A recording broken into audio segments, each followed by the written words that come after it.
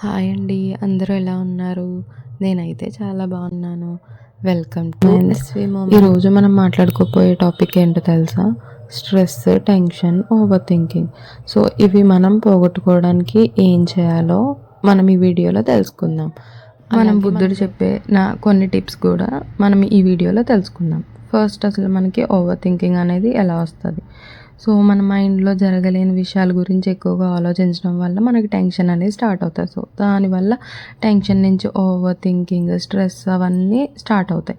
For suppose ఒక exam ఉందనుకోండి. So ఆ ఎగ్జామ్ ప్రిపేర్ అవ్వడం బదులు మనం ఏమనుకుంటాం, ఫెయిల్ అయితే ఏమవుతుంది, అందరూ ఏమనుకుంటారో ఏంటో, నా ఫ్యూచర్ ఏమైపోతుందో ఏంటో, అసలు దాని గురించే ఆలోచిస్తాం. మనం ఫెయిల్యూర్ గురించి మనం ఫస్ట్ ఎందుకు ఆలోచిస్తాం? మనం ప్రిపరేషన్ గురించి ఆలోచించుకోవాలి. ఫస్టే ప్రాబ్లం మన ఇమాజిన్ చేసుకోవడం వల్లే మనకి ప్రాబ్లమ్స్ అనేవి స్టార్ట్ అవుతాయి. బుద్ధుడు దీని గురించి ఏం చెప్పాడంటే, live in the present moments. So మనం పాస్ట్ని మనం చేంజ్ చేయలేం, ఫ్యూచర్ని మనం ప్రెడిక్ట్ చేయలేం, కానీ ప్రజెంట్లో మనం తీసుకునే యాక్షన్స్ అది మాత్రం మన ఫ్యూచర్కి కొంచెం హెల్ప్ అవుతుంది.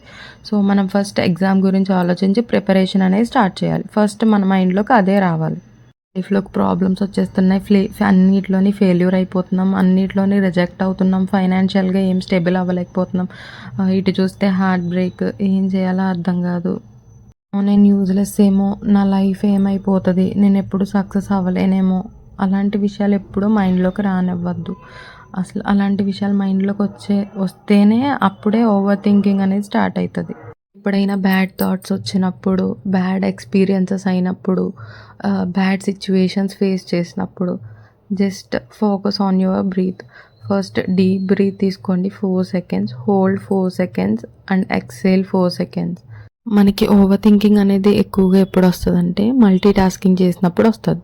సో ఇప్పుడు మనం ఏమైనా తింటున్నాం అనుకోండి, తినడం గురించే ఆలోచించాలి, చదువుకుంటే చదువుకోవడం గురించే ఆలోచించాలి, లైఫ్లో ఏదైనా ప్లాన్ కోసం ఆలోచించాలి, సో దానికోసమే ఆలోచించాలి, దాని పర్టికులర్ కోసమే. అలాగే బుద్ధుడు చెప్పిన 3 డైలీ హ్యాబిట్స్ గురించి కూడా మనం తెలుసుకుందాం.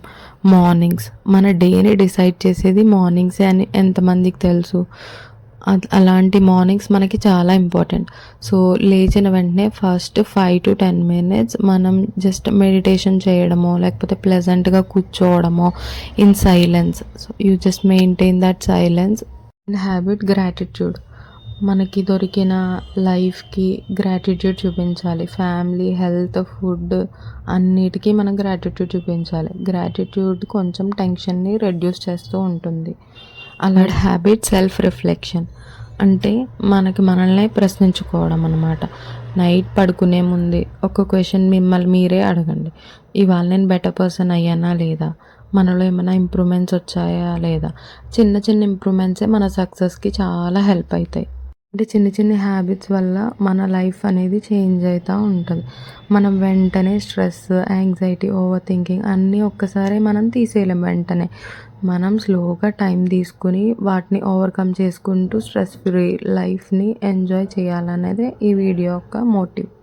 సరే కదా ఫ్రెండ్స్, ఇవాల్టి మన video from SV moments. Thank you for watching.